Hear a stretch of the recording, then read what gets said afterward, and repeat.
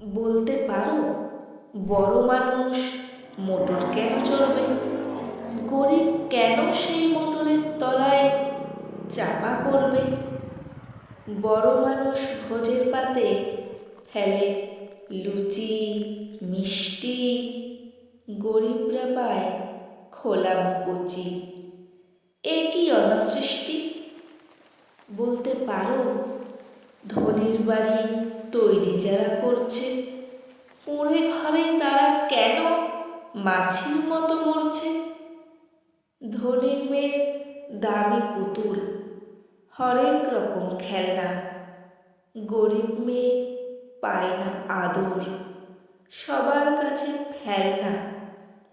বলতে পারো, ধনির মুখে যারা জোগায় খাদ্য, ধনির পায়ের তলায় তারা থাকতে কেন বাধ্য?